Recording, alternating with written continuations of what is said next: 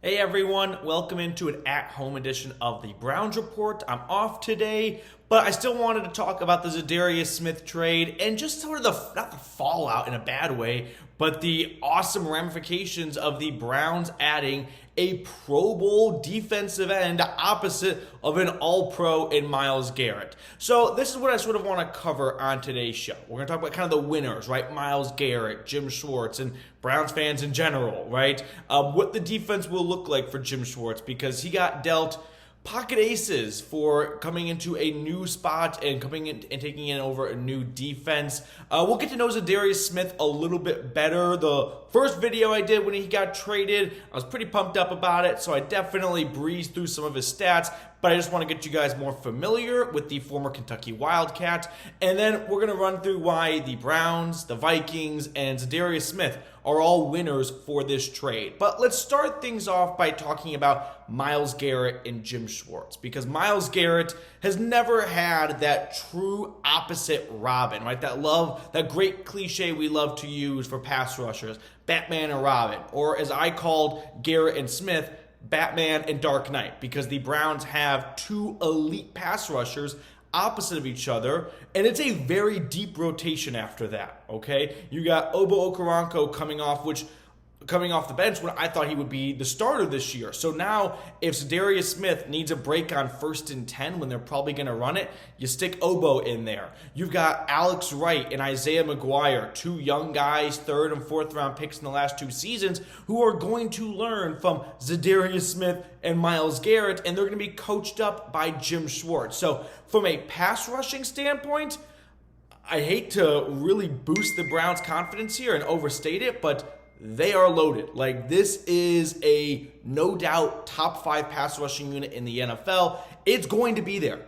with the Eagles and the 49ers. I know that sounds lofty to say right now in May, but I wholeheartedly believe the Browns pass rushing unit, when it is all said and done, is going to be a top 5 unit in the NFL. Now, the big point of emphasis this offseason was shoring up the interior, right? Getting the run defense down. Well, you didn't get Javon Hargrave, right? Maybe not one of the better interior pass rushers, but you definitely got one of the best interior run stoppers in Dalvin Tomlinson. And what do they do in the draft? They draft a big tree stump that actually moves better than Danny Shelton in Siaki Ika. I know that's been a popular comparison amongst Browns fans. Oh, Cleveland just got another Danny Shelton. That's not true for a couple of reasons. And I'm not going to spend too much time on this because I really want to focus on Smith.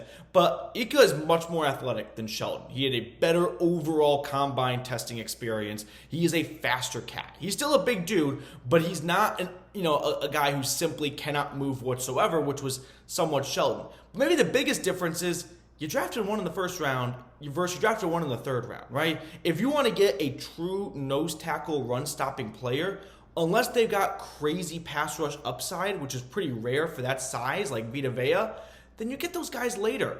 But that's what the Browns did this time, right? They waited on a true nose tackle. They got him in round 3. Whereas with Danny Shelton, whole different regime, they used a 1st round pick, a very big asset, on someone that doesn't have a ton of pass rush upside and ultimately just wasn't that good of a run stopper, middle average of the pack, if you will. So for the Browns, the defensive line, like Myles Garrett, Jim Schwartz, they've got everything they need to be successful. Myles Garrett, he's going to have a spotlight on him because he's still Myles Garrett, but the moment you just bat an eye to the other side of the D-line, he'll make you pay, right? The moment you don't put a tight end and an extra running back on Garrett's side because you're a little worried about Za'Darius Smith, Myles Garrett's going to make you pay. And it's a double-edged sword. You want to focus on Garrett? Za'Darius Smith, and we're going to look at his stats in just a moment, he is an elite pass rusher when healthy. And for the most part of the last 5 years or so, he has been available. So here's what I want to ask everyone watching right now. Can we just sort of bathe in this? And I know that sounds a bit weird, but just soak it in. The Browns defense is an elite defense. Scale it 1 to 100. If this was Madden, what would you grade it? What would you scale it? 1 out of 100. I don't want to give them all their roses, as I like to say, before we actually start playing football, because we did that last year, and I thought last year's defense was going to be awesome, and then it didn't really live up to the billing, to say the least. But this year, I think what's sort of getting lost a little bit is not only the personnel improvements with Tomlinson, Za'Darius Smith. Like you got, how about this? Ready? Last year in free agency, you added Clowney and Taven Bryan as starters. This year, you added Dalvin Tomlinson, exponentially better than Taven Bryan, and Za'Darius Smith, exponentially better than Jadeveon Clowney.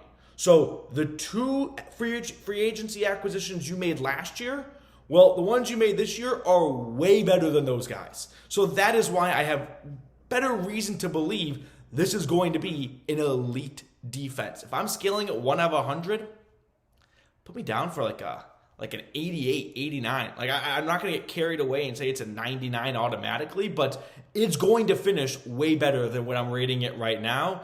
And the good news for the Browns is they're not playing in a bunch of Sunday night football games, so the disrespect is real, but also it's what we sort of wanted. We want 1 p.m. games in the Muni lot, right? We want to fly under the radar a little bit, and the Browns have that, and they've got an awesome defense. Now, let's sort of get more familiar with Za'Darius Smith. I'm going to put some of his stats on screen now for you guys here. So, Za'Darius Smith, he is another Baltimore Raven. It's a prime example of the Ravens didn't want to pay a guy big bucks in free agency once his rookie contract was up. Sort of reminds me of Pernell McPhee, if anyone remembers that. Matthew Judon's another good example. He started off his career in Baltimore. He was a rotational edge rusher, pretty healthy and available. You'll see 15, 13, 14, 16 games for the first 4 years. Then he cashes in Green Bay and immediately a Pro Bowler, right? When he starts all 16 games, he delivers 13 and a half sacks. Then next year for the Packers, 12 and a half sacks in 16 games.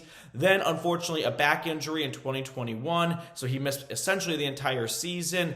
But after a NFC North trade or move, going over to Minnesota, back to 16 sacks and 16 games and 10 sacks. Now, last year with the Vikings, 10 sacks in 16 games. He got off to a really good start with the Vikings.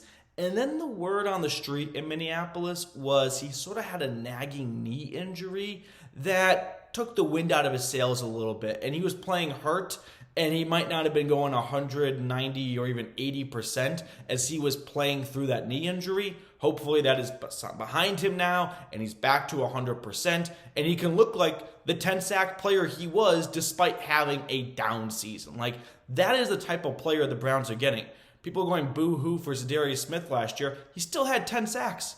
That is more than any other edge rusher in free agency right now. More than Yannick Ngakoue, Frank Clark, Leonard Floyd had last year. Pick a litter. Melvin Ingram, way more with Za'Darius Smith last season. Now, to wrap up the video a little bit here, I'm going to run through why I think all parties are winners, right? For the Browns, it kind of speaks for itself. They got an elite pass rusher when they already have an all-pro pass rusher. So this is going to be a big issue for offensive coordinators and offensive line coaches. They have got to figure out a way to slow down the Browns' pass rush. You know what's probably going to be the first course of action? Let's keep the running back in the backfield. Let's maybe not have the tight end go out for a passing route. So what's that going to do? That's going to help the linebackers out a ton. And this is a Browns linebacker unit that's a bit weak. It doesn't have a ton of depth. But now they don't have to worry about running down these running backs coming out into the flat because offensive coordinators are going to be terrified to let their running backs leave because they've got to take care of Garrett, Dalvin Tomlinson, Jordan Elliott, I kind of included him, be nice to Jordan, and Za'Darius Smith. So for the rest of the defense, just got a whole lot easier in coverage because they are not guarding a running back and a tight end up the seam or in the flat. Those guys are likely staying home to try and keep their quarterback alive. So the Browns are huge winners for this, and Jim Schwartz, we know he gets the best out of pass rushers. So many players have had their best statistical seasons when Jim Schwartz was their DC or head coach, and now he has every tool to be successful. Browns are big winners. For another reason, they didn't give up much for it. Gave up 2 fifths, and they got a 6th and a 7th back, so we're talking day 3 pick swaps. Like, they got him for pennies on the dollar here. Now, the Vikings, they're winners-ish because it seems like they were going to have to cut him anyway. So Minnesota walks away going, well, we do have Brian Flores as the DC. Hopefully he can bring up this young unit. They got some nice young pieces, Lewis Seen, Brian Asamoah. And we got 2 fifth-rounders. Those are better than 6th and 7th rounders. I'd rather have 5th rounders. But ultimately, it didn't feel like that was a long-term fit for Za'Darius Smith once he requested a trade, because Za'Darius Smith is a winner. He was looking around the market going, uh-oh, Minnesota wants to release me because I have no dead money next season. So if they cut me and I hit free agency, look at the rest of the free agent market out there. Like, why is Leonard Floyd and Yannick Ngakoue still unsigned? I am not going to be making as much as I am right now if I got traded. So he's a big winner because he gets moved to a spot where he can flourish, right? If everyone's focusing on Myles Garrett, Za'Darius Smith is going to put up big numbers if he's getting solo attention from a right or left tackle. Another reason why he's a big winner is he gets his money. He got over $11 million guaranteed, so he would have gotten less if he was released and then signed in free agency, probably at this point in May, and if it turned into June, July, or August. And he's going to be a free agent after this season. So if he goes out there and puts up another 12, 13 sack season opposite Myles Garrett, he's going to get some attention in free agency next season. So everyone is a winner in my book here. The Browns got their elite. I mean, they were looking for a veteran pass rusher. I don't know if they thought they were going to get an elite veteran pass rusher. They got one. The Vikings are a winner because at least they get something for them. And 5th round picks aren't awesome, but they aren't nothing. You'd rather have them than not have them if we're boosting Minnesota's ego here.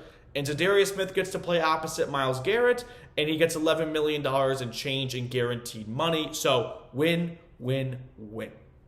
Okay, that is going to do it for this show. Appreciate everyone for tuning in. I got to wear my orange Browns polo. I don't get to wear this in the studio all that much because it's already a bit Traffic Coney-ish orange, and with the green screen, it looks very bad. I mean, I just look like a highlighter out there. So got to wear this one filming at home. Thank you guys so much for tuning in. I will sign off and see everyone back in the studios tomorrow.